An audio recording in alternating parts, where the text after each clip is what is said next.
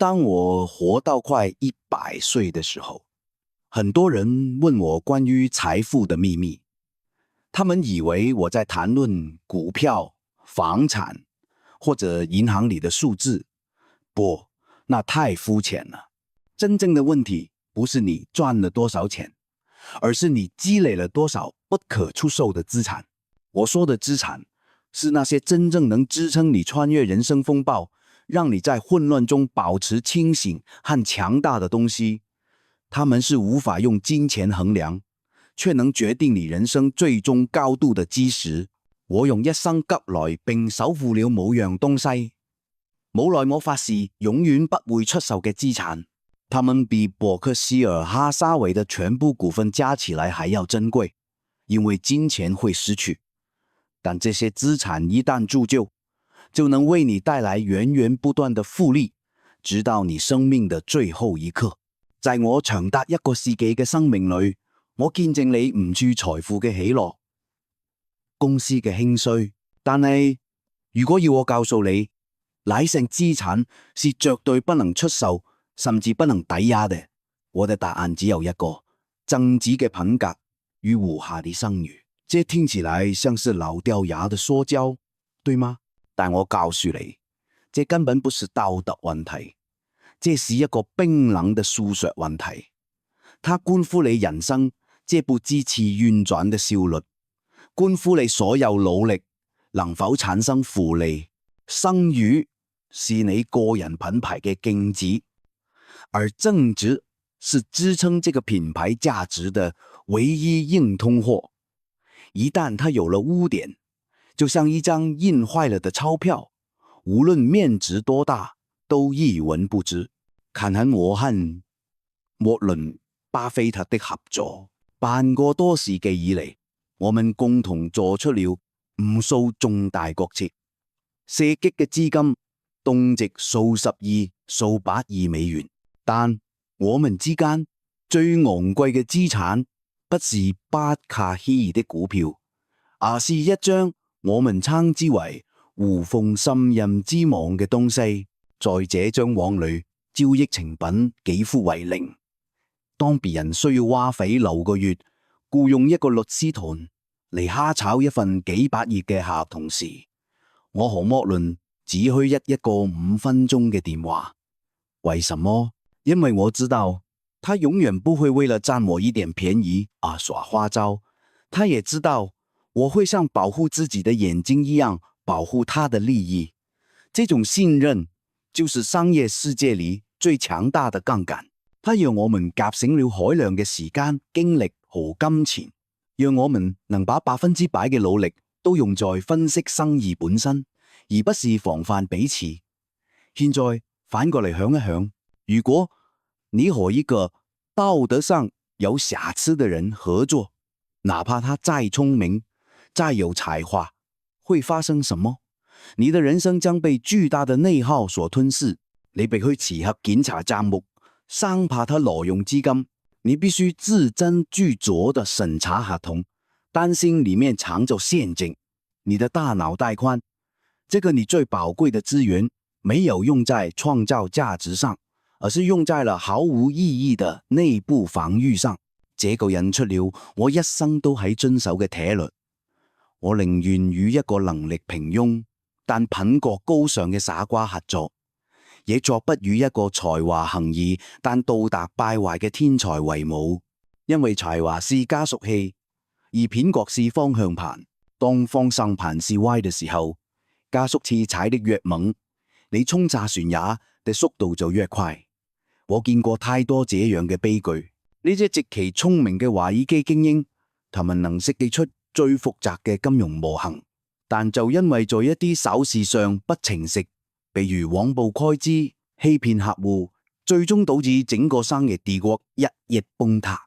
請記住，一個人的品格是完整且連貫的，你不能指望一個會在打車費上撒謊的人，在幾十億美元嘅交易中突然變得誠實可靠，這違背了基本嘅人性。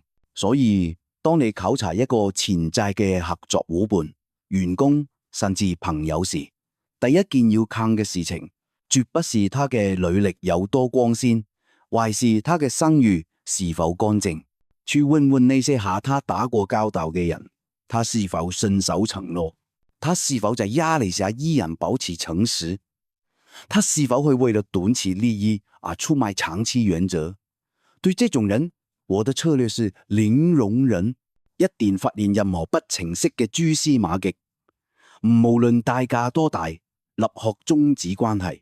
這不是冷酷，這是對自己人生的最大負責。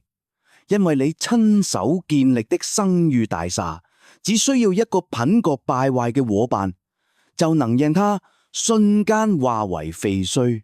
守護你嘅正直，就像守護你嘅生命。這是你在這個世界上能夠積累的唯一真正具有複利效應，且永遠不會被市場波動所摧毀的終極資產。我活了快一個世紀，見證了無數人生的起落沉浮。我可以告訴你，這個世界上只有一種真正嘅死亡，不是心臟停止跳動，而是大腦停止學習。你一定見過這種人，他們通常在30歲左右就已經死了，儘管要等到80歲才被埋進土裏。在他們30歲呢年，他們為自己打造了一套固定嘅世界觀和方法論，從此以後就徹底關上了大腦的大門，焊死了認知的倉庫。他們具覺隔收任何與自己舊有觀念相比嘅深沉色，具覺修正任何早已被現實淘汰嘅舊觀點。他們手裏緊緊撳咗一把生了氣嘅舊錘子，冚這個世界上所有嘅新問題，都覺得是老釘子。如果你和他們談論一個新嘅商業模式，他們會一臉不屑嘅說，那都是騙人的，以前沒見過，肯定係泡沫。如果你和他們討論一個不同嘅哲學觀點，他們會立刻感到被冒犯，像一隻被踩了尾巴的貓一樣，縮起全身的刺嚟捍衛自己可憐嘅領地。他們把固執當成有原則，把無知當成是堅守傳統，去這種認知封閉嘅裝睡者待在一起，就係一場緩悶嘅自力自殺嘅。為什麼？因為人類嘅認知系統就像一台電腦嘅操作系統，它需要不斷嘅更新，不斷嘅打補丁，係能抵禦病毒，適應新嘅軟件。這個世界變化得太快了。我在50年代學的法律知識，到了今天很多都已經過時了。我和沃倫巴菲特之所以能贏到今天，不是因為我們嘅智商比別人高出多少，我係因為我們係兩題長過腿嘅終身學習機師。我們有一個鐵律，那就係每天睡覺前都要爭取比肯來自更聰明一點點。如果我們發現自己昨天嘅想法是錯嘅，我們會心喜日還，因為那不叫失敗，那叫進步，意味着我們今天剔除掉了一個錯誤認知，我們的操作系統升級了。但認知封閉的人正好相反，他們最痛恨的就是承認自己錯了。為了維護呢點脆弱不堪嘅自尊，他們會歪出事實，會攻擊真相嘅傳遞者，甚至會編造一套複雜嘅謊言嚟欺騙自己。這個係我經常說的嘅心理否認傾向，一種極其危險嘅精神狀態。如果你身邊充滿了這樣嘅人，你就會不知不覺地陷入一個回音式效應。你們互相重複咗陳舊嘅觀點，互相強化咗錯誤嘅偏見，你會慢慢覺得世界就是你看到嘅呢個傻巧樣子，直到現實嘅體存將你一擊 KO。我曾經有個老朋友，他非常固執，在1990年代互聯網剛剛興起的時候，我建議他去了解一下，哪怕只是讀相關的新聞，他對此嗤之以鼻。說那不過是小孩子嘅玩具，是曇花一現嘅泡沫，根本不可能產生任何商業價值。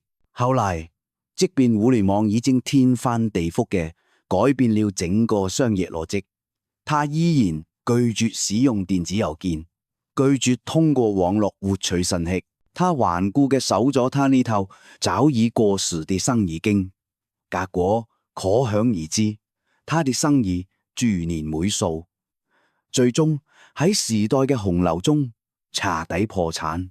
更可悲的係，因為認知上嘅封閉，他變得越嚟越孤僻，越嚟越憤世嫉俗，係覺得係時代拋棄嘅他，係社會變壞啦。但我知道係他自己主動放棄啦，跟上這個時代。所以對於這種裝睡的人，我的策略是不爭辯，直接遠離。千萬不要試圖去叫醒一個裝睡的人，因為你永遠叫不醒他。你試圖用邏輯去說服他，他會用情緒嚟反擊你。你試圖給他展示一個新世界，他會覺得你要害他。這種溝通成本高到無法估量，而收益為零，甚至是負數。更危險的是，愚蠢和封閉是會傳染的。如果你長期和一個認知剛下嘅人在一起，為了維護關係嘅表面和諧，你會不自覺嘅順咗嗰啲嘅樹，你會慢慢降低自己認知標準嚟適應它。久而久之，你嘅大腦也會生鏽，你嘅視野也會變得狹窄，你會失去對新事物嘅好奇心，失去自我近膜力。對於一個想要在人生這場牌局中贏下去的人嚟說，這等於被判了死刑。所以請立刻審視你嘅朋友圈有未有呢樣嘅人。每次你提出一個新想法，他總是第一個潑冷水。有冇有呢樣嘅人？這10年嚟，他說的話、做的事，甚至抱怨嘅內容都毫無變化。如果有，請悄悄地但堅定嘅離開他。你需要尋找的是呢些能挑戰你嘅人，是呢些在讀你冇讀過嘅書的人，是呢些思維開闊、擁抱變化嘅人。和這樣嘅人在一起，你會被迫咗一齊成長。這種被迫成長的壓力，才是你人生最寶貴的燃料。很好，你現在已經完成了前2項殘酷但必要的外科手術。你清除了呢一啲道德敗壞嘅聰明人，也隔離了呢一啲認知封閉嘅裝睡者。即時你嘅人生版圖上可能會出現大片嘅空白，你嘅手機可能會前所未有嘅安靜。好多人會害怕這種激靜，會誤以為是孤獨。讓我告訴你，這不是孤獨，這是自由。你終於為你人生中第3項，也係最能帶嚟複利效應嘅資產，騰出了寶貴嘅空間，那就係一個即子簡而高質量嘅人際圈。你們中嘅大多數人對人際關係嘅管理簡直係一場災難。你們像倉鼠一樣，不停地往自己嘅社交倉庫裏囤積各種各樣嘅人，生怕錯過任何一個所謂嘅人脈。你們嘅通訊錄裏躺着成百上千嘅名字，但當你深夜陷入困境，需要一個可以輕睡嘅電話時，去發現指尖劃過整個屏幕，也找不到一個可以撥出的號碼，這就是無效社交嘅悲劇。你必須明白，人際關係不是越多越好，它和你嘅投資組合一樣，需要嚴格嘅篩選和無情嘅清理。除了我們之前談到的受害者和抱怨者，你還必須立刻遠離另外2種人。第一種是習慣性潑冷水的人，無論你提出什麼新想法，無論你對未來有多麼熱情嘅規劃，他總能第一時間找出100個不可能嘅理由嚟打擊你。他的口頭禪是：這不現實，你想得太簡單了。早夠有人試過，失敗了。這種人不是在幫你進行風險評估，他是在用自己的平庸和恐懼給你的人生設限。他的存在就是為了把你拉回到和他一樣死氣沉沉的泥潭裏。第二種呢，係沉溺於八卦和是非嘅人。這個人嘅全部精力都用嚟打探別人嘅隱私，傳播未經證實嘅消息，在背後對他人嘅生活評頭論足。和他們在一起，你聽唔到任何有價值嘅見解，只能收穫一堆精神垃圾。更危險嘅是，這種負面能量具有極強嘅腐蝕性。今天他對你議論別人，明天他就會對別人議論你，把這些人從你嘅生活中剔除出去，不是冷酷，而是成年人最高級嘅陳述和自愛。這不是一次性嘅動作，而是需要終身監持嘅紀律。那麼，當你清理咗這些社交負債之後，該如何建立真正嘅人質資產呢？我哋原則非常簡單，甚至聽起嚟像一句廢話。要想得到一個好東西，你首先得派得上它。優秀嘅人就像稀有嘅元素，他們之間存在咗一種天然嘅引力。如果你自己是一個正直、好學、樂觀嘅人，你根本不需要費力去尋找，你嘅同理會在人群中一眼認出你。所以，與其把時間花在拓展所謂的人脈上，不如把所有時間用來打磨你自己這塊唯一的璞玉。當你完成了清理，也開始了自我提升。我建議你嘅新社交圈遵循一個原則：極度精簡、極度挑剔。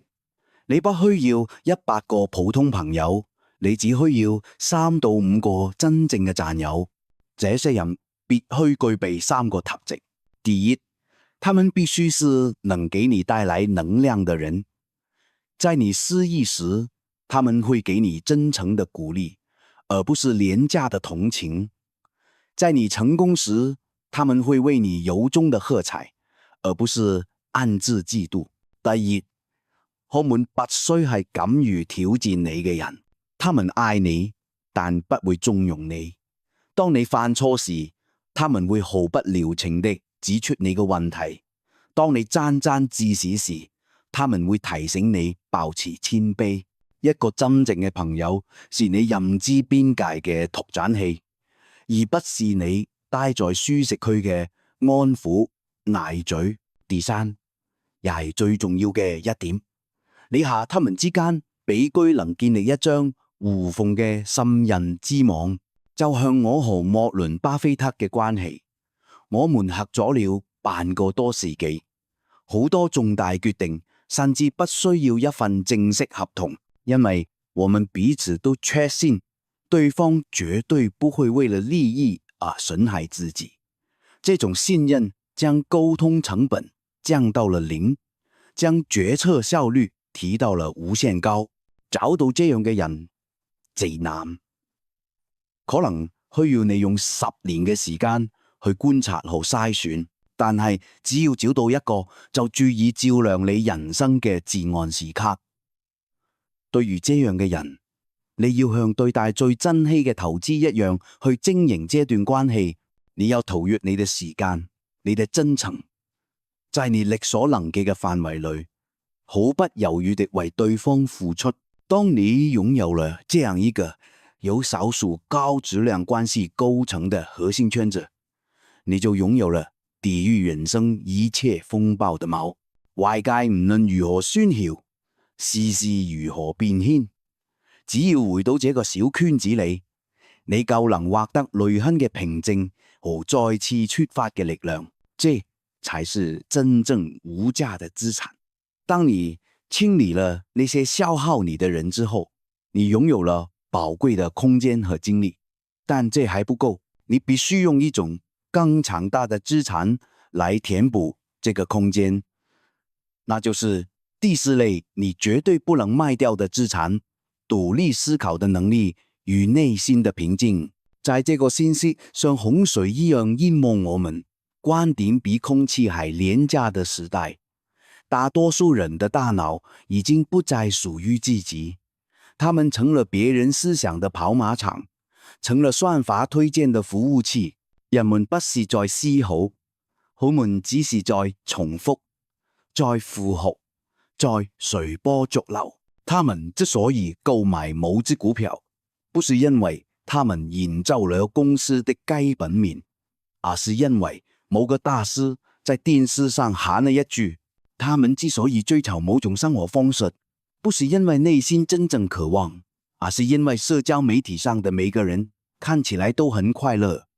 這種精神上的懶惰是通往平庸下災難最快的捷徑，因為當所有人都在想同樣嘅事情時，很有可能沒有一個人是在真正嘅思考。而獨立思考就是要在這個群體性嘅狂躍中保持絕對嘅清醒。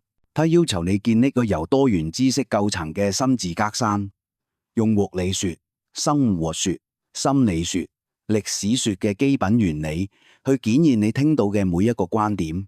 它要求你像一個偵探一樣，對事實抱有近乎偏執的尊重，對輕易得出嘅結論保持警惕。更重要嘅係要求你有勇氣喺所有人都說是嘅時候，喺經過自己嘅理性分析後，calm嚟嘅說出呢個不字。這種能力會讓你避開歷史上幾乎所有嘅投資泡沫同埋人生陷阱。而當你嘅着出嚟自於你自己嘅深度思考，而不是外界嘅喧囂時，你自然會獲得一種副產品，那就係內心嘅平靜。你嘅情緒不會再像過山車一樣，隨咗市場嘅波動和別人嘅評價而起伏，因為你嘅價值知識是建立在內在的理性之上，而不是外在的認可之上。我一生中遭遇過無數挑戰，有些甚至是毀滅性的。1953年，我不僅離婚，身無分文，係要獨自撫養孩子。怎知咗我9歲嘅兒子泰特被診斷出敗血病，在呢個年代，即等於被判了死刑。我眼睜睜看咗他一天天衰弱咗下去，最後在我懷裏永遠嘅閉上了眼睛。我的人生在呢一刻被徹底擊碎了。我有理由自憐嗎？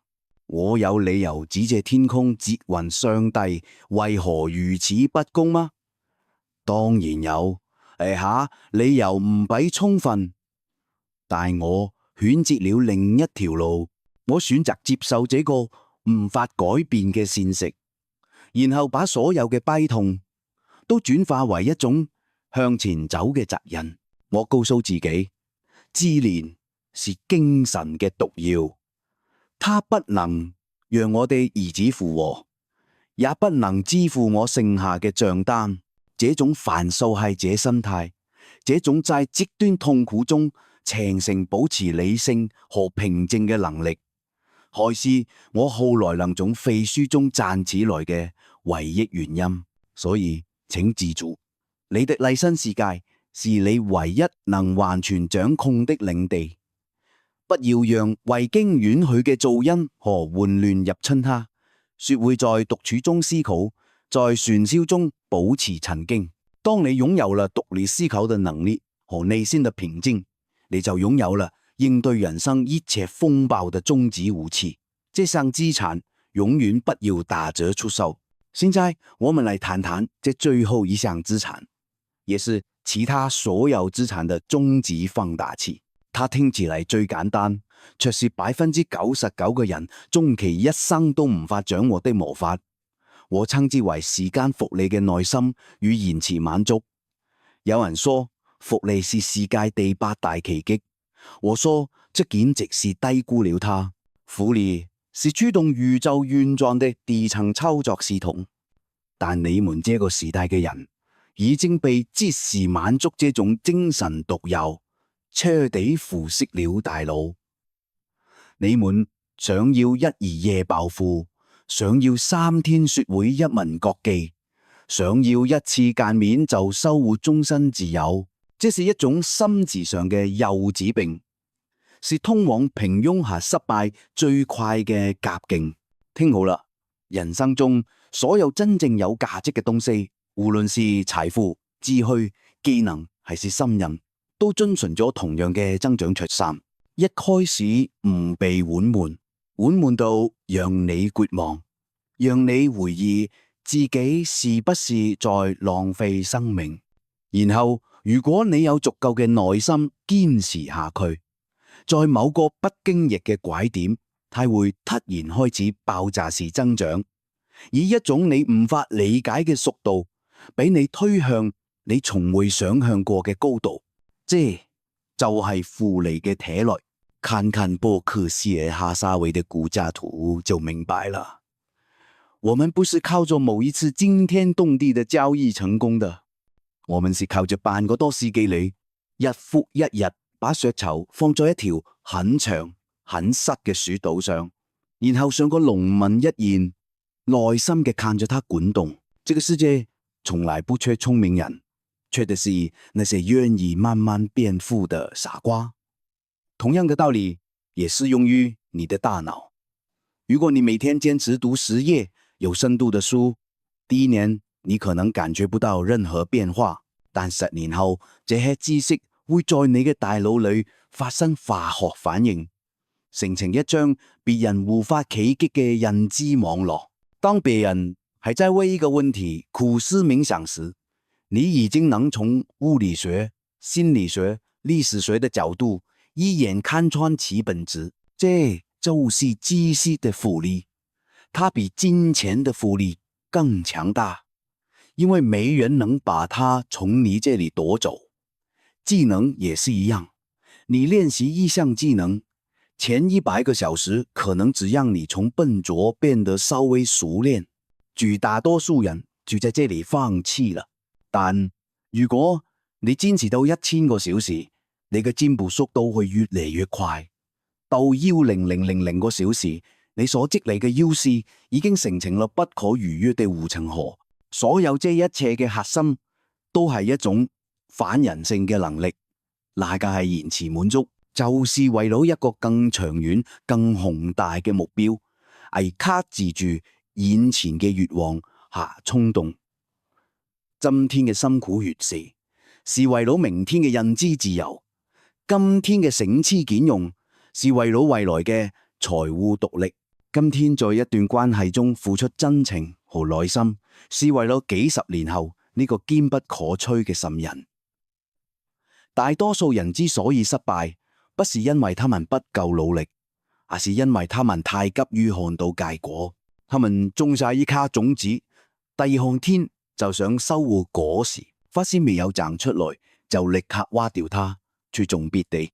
他們的一生都在挖坑，從未給任何一棵樹苗足夠的時間，讓它長成參天大樹。所以我給你的最後一條宗教是，找到幾件值得你用一生去做嘅事，然後去像個傻瓜一樣堅持下去，關掉呢一個鼓吹速成嘅噪音，擁抱過程嘅枯燥，越會在等待中激活力量。這第5項資產耐心，它不會立刻給你回報，但它會追蹤給你一切。它是串聯起你正直的品格、淵博的知識、高質量的人際圈和獨立思考能力的唯一那根筋線。沒有它，你前面所有嘅努力都可能半途而廢，無法形成學歷。守護好你嘅內心，就係守護住了你人生實現指數極增長嘅唯一可能性。回顧我這一生，我真正想留給你們嘅，並非什麼投資美國，而是這會讓我一生都感覺不賣嘅核心資產：正直嘅品格、終身學習嘅習慣、高質量嘅人際圈、獨立思考嘅能力，以及讓時間為你工作嘅耐心。這些東西，他們不像股票，你不能在價格高點就拋售它們來換取短暫的利益。它們是你人生的基石，是你靈魂的資產負債表。不賣嘅智慧，本質上係一種對長期主義嘅信仰。它要求你守護呢一真正重要的東西，讓它們在時間嘅下流中持續複利增長。現在，請審視你自己嘅人生資產組合，問問自己，哪些是值得你用一生去持有、永不出售嘅？當你找到了答案，並開始像守護珍寶一樣守護它們時，你便能擁有一個監警、自由、係充滿複利奇蹟嘅豐盛人生。即便是我胡隔了近1個世紀所能給予你嘅最好祝福。